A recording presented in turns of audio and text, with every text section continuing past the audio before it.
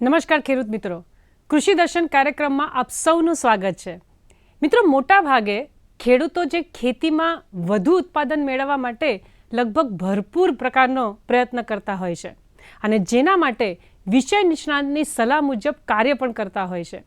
નિષ્ણાતોના મતે કૃષિ વિજ્ઞાન કેન્દ્રની ભલામણ ખેડૂતોને વધુમાં વધુ કરવામાં આવે છે અને તેમના માટે આ કૃષિ વિજ્ઞાન કેન્દ્ર એ ખેડૂતો માટે એક જ્ઞાન મંદિર છે, જેના થકી ખેડૂતોને ખેતી, પશુપાલન, બાગાયત વગેરેની માહિતી એક જ જગ્યાએથી મળી રહે છે.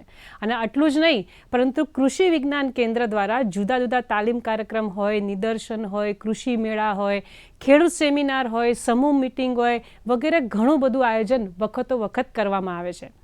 હવે આટલી જ બધી વાતો જો હું કરું એના કરતાં આમંત્રિત નિષ્ણાતના મુખે સાંભળવા મળે તો કેટલી મજા પડી જાય. મિત્રો, આજે કૃષિ દર્શન કાર્યક્રમમાં આપણે વિષય રાખ્યો છે કૃષિ વિજ્ઞાન કેન્દ્ર ખેડૂતોનું જ્ઞાન મંદિર.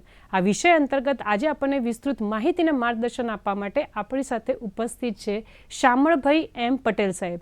હું સાહેબનો પરિચય આપું. તેઓ મદદનીશ પ્રાધ્યાપક વિસ્તરણ શિક્ષક નિયામકની કચેરી સરદાર કૃષિનગર, દાંતીવાડા કૃષિ યુનિવર્સિટી, સરદાર કૃષિનગર ખાતે પોતાની હાલ ફરજ બજાવે છે. તો ચાલો શામળભાઈને મળીએ અને કૃષિ વિજ્ઞાન કેન્દ્ર ખેડૂતોનું જ્ઞાન મંદિર એના વિશે વિસ્તૃત ચર્ચા કરીને વધુમાં વધુ જ્ઞાન પ્રાપ્ત કરીએ. કાર્યક્રમની શરૂઆતમાં સૌપ્રથમ આપનું સ્વાગત છે સાહેબ. નમસ્કાર. નમસ્કાર. પટેલ સાહેબ, આમ તો કૃષિ વિજ્ઞાન કેન્દ્ર એ નામ જ પોતાના ઉપર એક બહુ જ મોટું એક સાયન્સ છે એવું કહી શકાય.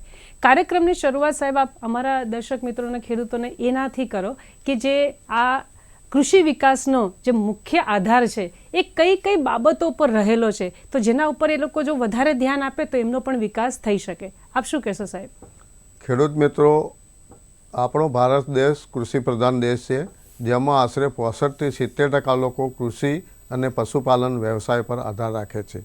કૃષિ વિકાસનો મુખ્ય આધાર કૃષિ શિક્ષણ, કૃષિ સંશોધન અને કૃષિ વિસ્તરણ એમ 3 બાબતો પર રહેલો છે. હવે કૃષિ વિસ્તરણ દ્વારા આધુનિક ખેતી, પશુપાલનની સમજ, નવા આયામોની સમજ ખેડૂતો, બાગાયતદારો અને પશુપાલકો સુધી જુદા જુદા માધ્યમો દ્વારા પહોંચાડવામાં આવે છે. આ માર્ગદર્શનનો ઉપયોગ કરી ખેડૂતો પોતાની ખેતીને આધુનિક કરી પોતાના જીવનમાં આત્મનિર્ભરતા લાવી ગામડા સમૃદ્ધ કરશે અને ગામડાનો વિકાસ થશે. તો ભારતનો પણ વિકાસ થશે અને ભારત પણ સમૃદ્ધ થશે. આમ આધુનિક ખેતી સંલગ્ન માહિતી જુદા જુદા માધ્યમો દ્વારા ખેડૂતો સુધી પહોંચાડવામાં કૃષિ વિસ્તરણનો અમૂલ્ય ફાળો રહેલો છે. અને એવી ધીમે ધીમે જેમ તાલુકા વિકાસ કરે સાહેબ તો જિલ્લા કરે તો રાજ્ય કરે તો આપણો દેશ. સાહેબ, આજે ખેડૂતો અને પશુપાલકો માટે કૃષિ વિસ્તરણ કોના દ્વારા થઈ શકે છે? ખેડૂત મિત્રો, કૃષિ વિસ્તરણ એટલે કે કૃષિ, પશુપાલન, બાગાયત, કૃષિ ઇજનેરી, ગ્રામ્ય યુવાનો માટે રોજગારમાં જોઈએ તો મધમાખી પાલન, મરઘા પાલન, બકરા પાલન, ડેરી વ્યવસાય વગેરે ઉપરની માહિતી કૃષિ વિસ્તરણ દ્વારા જુદી જુદી પ્રવૃત્તિઓ કરી ખેડૂતોના ખેતર સુધી પહોંચાડવામાં આવે છે. હવે જોઈએ તો આ કૃષિ વિસ્તરણ છે એ રાજ્યની 4 કૃષિ યુનિવર્સિટીઓમાં આવેલા જુદા જુદા વિસ્તરણ કેન્દ્રો જેવા કે સરદાર સ્મૃતિ કેન્દ્ર, કૃષિ વિજ્ઞાન કેન્દ્ર, કૃષિ માહિતી તજજ્ઞ કેન્દ્ર તેમજ પશુપાલન માટે કામધેનુ યુનિવર્સિટી, આ ઉપરાંત રાજ્ય સરકારનું ખેતીવાડી ખાતું, બાગાયત ખાતું, પશુપાલન ખાતું અને આત્મા યોજના દ્વારા પણ કૃષિ વિસ્તરણની પ્રવૃત્તિઓ હાથ ધરવામાં આવતી હોય છે. વધુમાં સહકારી સંસ્થાઓ, વિવિધ NGO અને ખાતર ઉત્પાદક કંપનીઓ જેવી કે GNFC, GSFC, ક્રિપ્કો, ઇફકો દ્વારા સંસ્થાના ધ્યેયને અનુરૂપ ખેડૂતોને તાલીમ આપવાનું કામ કરવામાં આવે છે. બરાબર. સાહેબ, આજે કૃષિ વિજ્ઞાન કેન્દ્ર છે, આમ તો એ નવું નામ છે એવું ન કહી શકાય ને. હવે તો ટેકનોલોજી સાહેબ એટલી બધી વધી ગઈ છે કે યુવાનો પણ ધીમે ધીમે આમાં જોડાઈ રહ્યા છે. પણ હજી પણ કેટલાક યુવાનો અથવા ખેડૂતોમાં આ એક જ્ઞાનનો અભાવ છે એવું કહી શકાય. તો આપના મતે આજે કૃષિ વિજ્ઞાન કેન્દ્ર છે એના વિશે વાત કરો કે આ છે શું? કૃષિ વિજ્ઞાન કેન્દ્ર ભારતીય કૃષિ અનુસંધાન પરિષદ એટલે કે Indian council of agriculture research દ્વારા ખેતી, પશુપાલન, બાગાયત, ગૃહ વિજ્ઞાન, કૃષિ ઇજનેરીમાં થયેલ નવા સંશોધનો ખેડૂતોના ખેતર સુધી પહોંચાડવા માટે કરેલ એક ઉત્તમ વ્યવસ્થા છે. હાલમાં મોટાભાગના જિલ્લાઓમાં કૃષિ વિજ્ઞાન કેન્દ્ર આવેલું હોય છે, જ્યાંથી ખેડૂતો માહિતી મેળવી શકે છે.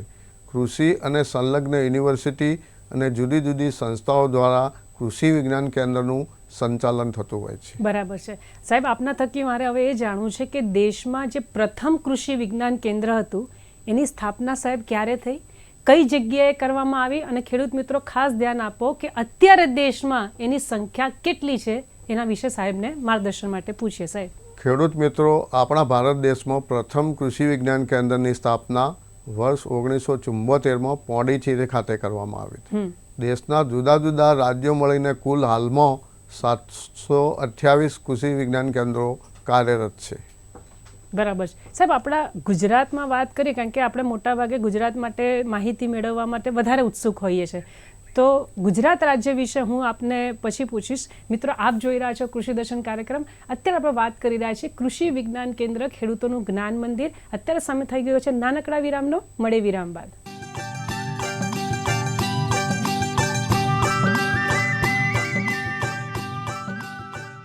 વિરામ બાદ ફરીથી આપનું સ્વાગત છે. મિત્રો, આપ જોઈ રહ્યા છો કૃષિ દર્શન કાર્યક્રમને. અત્યારે આપણે વાત કરી રહ્યા છીએ કૃષિ વિજ્ઞાન કેન્દ્ર ખેડૂતોનું જ્ઞાન મંદિર.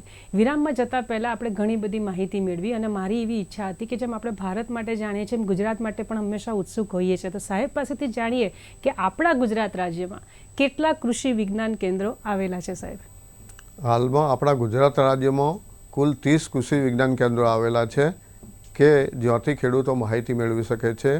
તેનું સંચાલન જુદી જુદી યુનિવર્સિટી, વિવિધ NGO અને ICRના જુદા જુદા કેન્દ્રો દ્વારા કરવામાં આવે છે. આપણા ગુજરાત રાજ્ય માટે એમ કહીએ તો પણ ખોટું નથી કે દરેક જિલ્લામાં કૃષિ વિજ્ઞાન કેન્દ્રની હાજરી છે.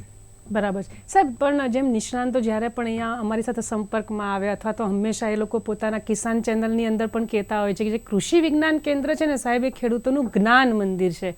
આવું કેમ કહેવામાં આવે છે, એના વિશે થોડીક વાત કરશો. કૃષિ વિજ્ઞાન કેન્દ્ર, ખેડૂત મિત્રો, એને એવું કહેવાય છે કે knowledge herbs for the farmer, ખેડૂતો માટે જ્ઞાનનો ભંડાર.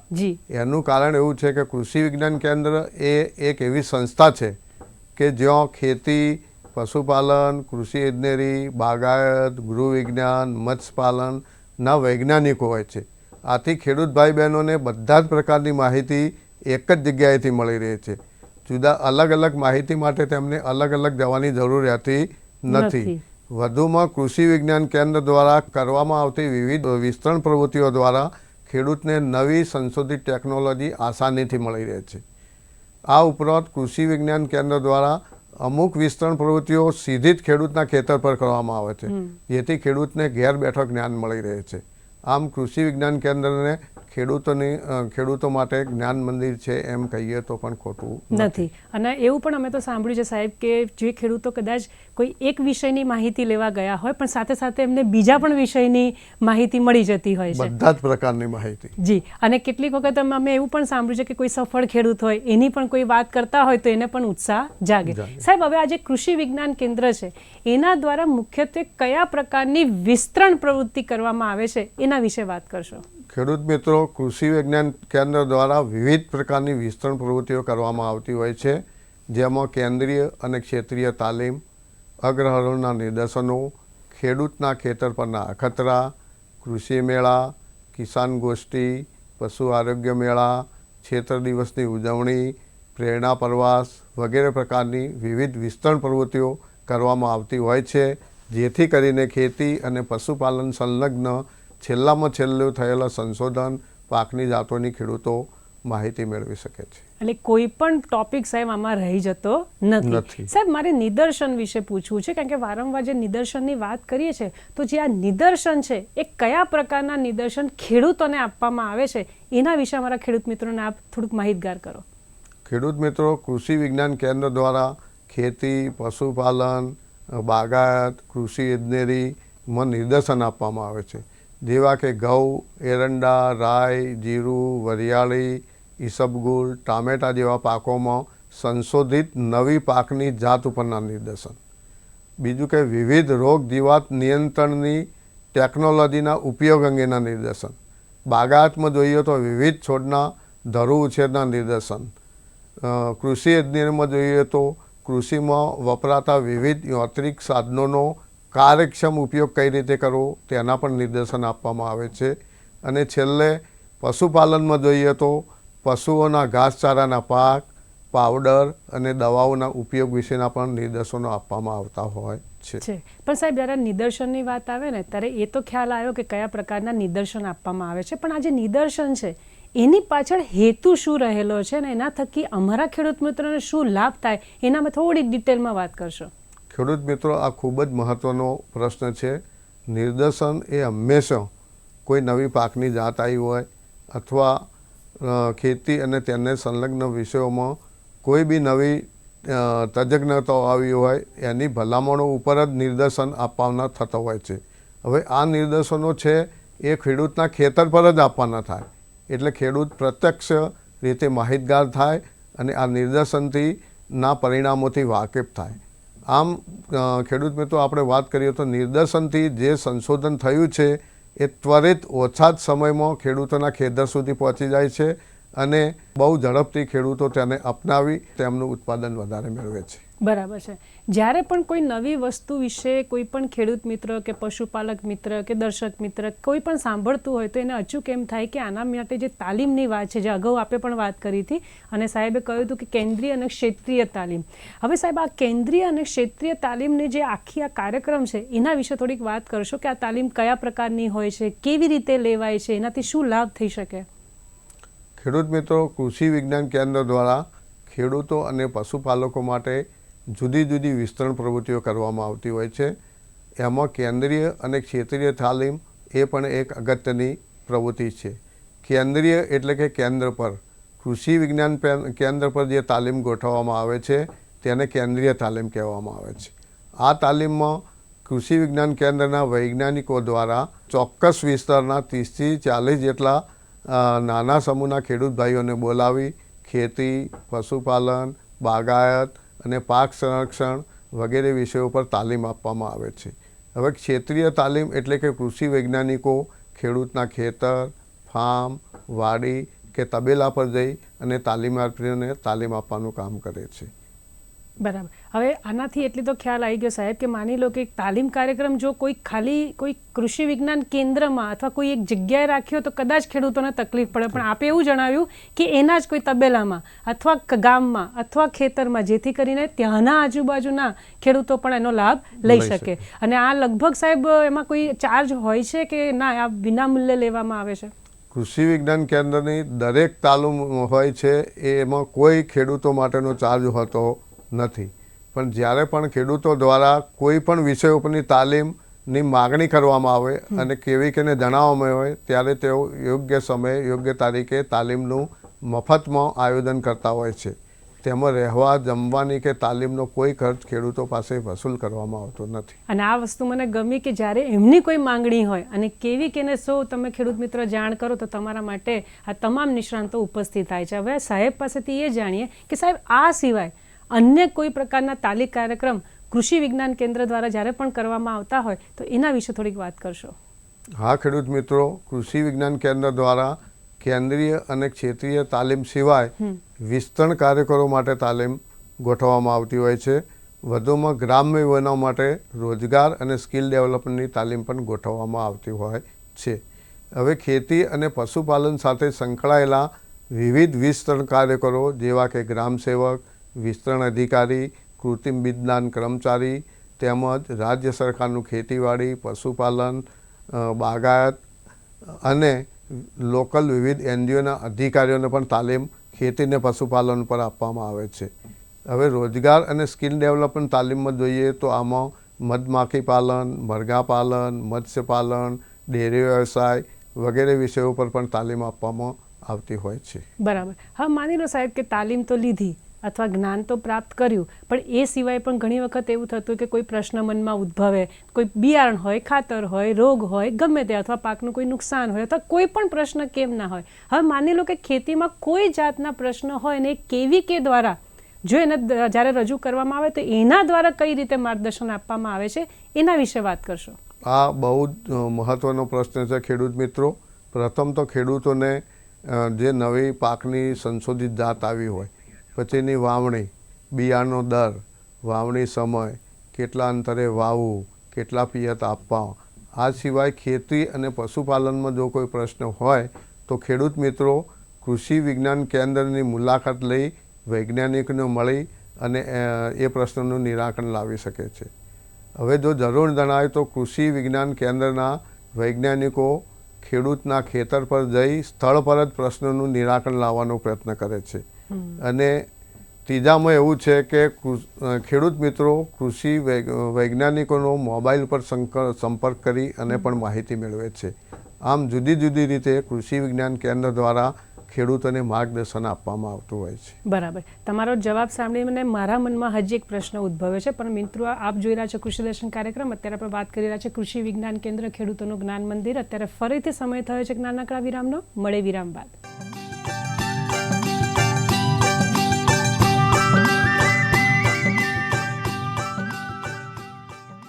વિરામ બાદ ફરીથી આપનું સ્વાગત છે મિત્રો. આપ જોઈ રહ્યા છો કૃષિ દર્શન કાર્યક્રમ ને અત્યારે આપણે વાત કરી રહ્યા છે કૃષિ વિજ્ઞાન કેન્દ્ર ખેડૂતોનું જ્ઞાન મંદિર. સરદાર કૃષિનગરથી પધારેલા શામળભાઈ પટેલ સાહેબ ખરેખર સરસ માહિતી આપી રહ્યા છે. આપણે હજી પણ ડિટેલમાં સમજીએ. સાહેબ, તમે કીધું એમ કે ધારો કે કોઈ પ્રશ્ન હોય તો એ જ્યારે નિષ્ણાંત સામે રજૂ કરતા હોય તો નિષ્ણાંત તેના જે તે ગામમાં અથવા જે તે જગ્યા પર આવીને પણ નિવારણ કરે. પણ સાહેબ, ઘણી વખત શું થાય છે કે કોઈ ખેડૂત મિત્ર, દર્શક મિત્રો, કોઈ મહિલા હોય, કેટલાકને એવી મૂંઝવણ થતી હોય છે કે અમે એટલું બધું ભણેલા નથી, અમને કદાચ આ ભાષા નથી આવડતી. આ ખાસ ધ્યાન રાખજો ખેડૂતો કે કૃષિ વિજ્ઞાન કેન્દ્ર દ્વારા ખેડૂતોને ખેતીને લગતી જે માહિતી છે સારી રીતે સમજી શકે એના માટે સાહેબ કયા પ્રકારના સાહિત્ય પ્રકાશિત કરવામાં આવે છે? શું એમને ઝડપથી સમજાઈ જાય છે અથવા ના એમને તકલીફ પડે છે? તો ખેડૂત મિત્રો, કૃષિ વિજ્ઞાન કેન્દ્રના જે તે વિસ્તારના ખેડૂતો ખેતી પશુપાલનને સંલગ્ન માહિતી સારી રીતે સમજી શકે તે માટે લોકલ અને સરળ ભાષામાં પુસ્તકો પ્રકાશિત કરવામાં આવતા હોય. જેમ કે જુદા જુદા ફોલ્ડર, લિફલેટ, બુકલેટ પ્રકાશિત કરવામાં આવે છે. વધુમાં ખેતીમાં વૈજ્ઞાનિક અભિગમ સાથે ચાર્ટ અને પોસ્ટર પણ પ્રકાશિત કરવામાં આવતા હોય છે. બરાબર. એટલે એની જે લોકલ ભાષા છે, કારણ કે ઘણી વખત કોઈ પાકનું નામ અલગ રીતે બોલાતું હોય, કોઈ રોગની વિશે અલગ માહિતી આપતા હોય તો એમને સરળતાથી સમજાઈ જાય છે. સાહેબ, હવે જે આજના ટેકનોલોજીનો જે જમાનો છે, અત્યારે સમય આખો ટેકનોલોજી ઉપર જ આવી ગયો. તમે હમણાં જ મોબાઈલની પણ વાત કરી હતી. તો ખેડૂતોને ઘરે બેઠા ટેકનોલોજીના માધ્યમથી જો માહિતી આપવામાં આ કેવી કે છે એ કઈ રીતે ઉપયોગી થાય છે તેના વિશે અમારા દર્શક મિત્રોને આપ જણાવો. ખેડૂત મિત્રો, આ પ્રશ્ન જે બેને કર્યો આજના સમય સાથે ખૂબ જ સુસંગત છે. આપણે જાણીએ છીએ કે આજે મોટાભાગના ખેડૂત ભાઈ બહેનો પાસે ઇન્ટરનેટ જોડાણવાળા એન્ડ્રોઈડ મોબાઈલ ફોન હોય છે કે જેના થકી ખેડૂતો વૈજ્ઞાનિકોનો સંપર્ક કરી શકે છે. હવે આમાં કૃષિ વિજ્ઞાન કેન્દ્રની જવાબદારી જોઈએ તો કૃષિ વિજ્ઞાન કેન્દ્ર દ્વારા mobile conference, WhatsApp, YouTube live program, Facebook page, QR code અને યુટ્યુબ ચેનલ દ્વારાના ઉપયોગ થકી જુદી જુદી પ્રકારની માહિતી કે જે ખેડૂતોને ઉપયોગી હોય તે વધુમાં વધુ ખેડૂતો સુધી પહોંચાડવાનો પ્રયત્ન કરવામાં આવે છે. બરાબર. સાહેબ, હવે આ જે કૃષિ વિજ્ઞાન કેન્દ્ર છે એના દ્વારા જ્યારે પોતાના વિસ્તારના સફળ થયેલ ખેડૂતો હોય એની જે માહિતી હોય એ રજૂ કરવામાં જે આવે છે, કઈ રીતે રજૂ કરાય છે એના વિશે થોડીક વાત કરશો. હવે કૃષિ વિજ્ઞાન કેન્દ્ર જોઈએ તો તાલીમ તો આપે જ છે, પણ એમના વિસ્તારના જે ખેતી, પશુપાલન, બાગાયત કે કોઈ ખેતીને લગતી બીજી ટેકનોલોજીમાં સફળ થયેલ ખેડૂતો ઉપર સફળ વાર્તા બનાવી અને અન્ય ખેડૂતો તેમનામાંથી પ્રેરણા લેવા પ્રોત્સાહિત કરવામાં આવે છે. બીજું કે આવા સફળ ખેડૂતો ઉપર સફળ ગાથા પોસ્ટર અને વિડીયો સ્વરૂપે રજૂ કરવામાં આવે છે. વધુમાં સરકારી તેમજ વિવિધ સંસ્થાઓ દ્વારા એવોર્ડ એનાયત થાય ત્યારે આવા સફળ ખેડૂતોને તેમાં નામાંકિત કરવામાં આવતા હોય છે. બરાબર. અને જે સફળ ખેડૂતો એની સાથે પણ જો આપણા કોઈ ખેડૂત મિત્રને વાતચીત કરવી હોય અથવા વધારે માહિતી જોઈતી હોય તો લઈ શકાય કે કેમ સાહેબ? આમાં આજે આપણે સફળ વાર્તા બનાવીએ છીએ ખેડૂત મિત્રો, એમાં ખેડૂતનો મોબાઈલ નંબર, એડ્રેસ બધું જ આપેલું હોય છે, જેથી જે પણ લોકો આ પ્રેરણા લઈને એવી ખેતી કરવા માગતા હોય, એવી ટેકનોલોજી અપનાવવા માગતા હોય એ ત્યાં જઈને પણ રૂબરૂ ખેડૂતના ખેતર ઉપર, સફળ ખેડૂતના ખેતર ઉપર જઈ માહિતી મેળવી શકે. એટલે શું કે જે સંકોચ હોય એ પણ નીકળી જાય. સાહેબ, હવે જે પ્રાકૃતિક ખેતી છે એ વિષયમાં કૃષિ વિજ્ઞાન કેન્દ્ર ખેડૂતોને કઈ રીતે ઉપયોગી થઈ શકે છે એના વિશે આપ શું કહેશો? ખેડૂત મિત્રો, આ ખૂબ જ મહત્વનો પ્રશ્ન છે અને આજે આપણા રાજ્ય સરકાર જોઈએ તો પ્રાકૃતિક ખેતી વિશે ખૂબ જ ભાર મૂકે છે. હવે કૃષિ વિજ્ઞાન કેન્દ્રના વૈજ્ઞાનિકો દ્વારા વધુમાં વધુ ખેડૂતો પ્રાકૃતિક ખેતી કરવા પ્રેરાય તે માટે તાલીમ, કૃષિ મેળા ગ્રુપ મિટિંગ, કિસાન ગોષ્ઠી વગેરેનું આયોજન કરવામાં આવતું હોય છે. બીજું કે પ્રાકૃતિક ખેતીની માહિતીસભર જુદા જુદા પુસ્તકો પ્રકાશિત કરવામાં આવતા હોય છે, જેમ કે ફોલ્ડર, લીફલેટ, બુકલેટ. આ સિવાય પણ કૃષિ વિજ્ઞાન કેન્દ્રને પોતાનું ફાર્મ હોય છે, એટલે કૃષિ વિજ્ઞાન કેન્દ્ર તેના ફાર્મ ઉપર પ્રાકૃતિક ખેતીને લગતા જુદા જુદા નિદર્શન યુનિટ બનાવવામાં આવે છે. જ્યારે પણ ખેડૂત કૃષિ વિજ્ઞાન કેન્દ્રની મુલાકાત લે ત્યારે રૂબરૂ જ પ્રાકૃતિક ખેતીના જ્ઞાન અંગે માહિતી લઈ શકે છે. બરાબર સાહેબ, આપણે લગભગ કૃષિ વિજ્ઞાન કેન્દ્ર વિશે જ ક્યારના વાત કરી રહ્યા છે, પણ એ સિવાય કોઈ માહિતીનો સ્ત્રોત ખેડૂતો માટે ઉપલબ્ધ હોય તો એના વિશે થોડીક માહિતી આપશો? ચોક્કસ ખેડૂત મિત્રો, ખેડૂતોને માહિતી આપવા માટે ઘણા સ્ત્રોત છે. ખેડૂતો માહિતી કૃષિ વિજ્ઞાન કેન્દ્ર સિવાય જોઈએ તો રાજ્યની કૃષિ યુનિવર્સિટીઓમાં આવેલા વિસ્તરણ કેન્દ્રો જેવા કે સરદાર સ્મૃતિ કેન્દ્ર, કૃષિ તજજ્ઞતા માહિતી કેન્દ્ર તેમજ જુદા જુદા સંશોધન કેન્દ્રો પરથી પણ માહિતી મેળવી શકે છે. આ ઉપરાંત રાજ્ય સરકારનું ખેતીવાડી ખાતું, બાગાયત ખાતું, પશુપાલન ખાતું અને આત્મા યોજનાની વિવિધ કચેરીઓમાંથી ખેડૂત ખેતીને સંલગ્ન અને સરકારી યોજનાઓની પણ માહિતી મેળવી શકે છે. આ સિવાય KCC એટલે કે કિસાન કોલ સેન્ટર કે જેમાં 1551નો ટોલ ફ્રી નંબર છે, એ ખેડૂત ગમે ત્યારે ખેતી અથવા પશુપાલનને લગતી માહિતી ફોન કરીને પણ મેળવી શકે છે. બરાબર છે સાહેબ, અંતમાં કોઈ આપનો સંદેશો હોય આ કૃષિ વિજ્ઞાન કેન્દ્રને લઈને તો અમારા દર્શક મિત્રોને ચોક્કસથી આપશો.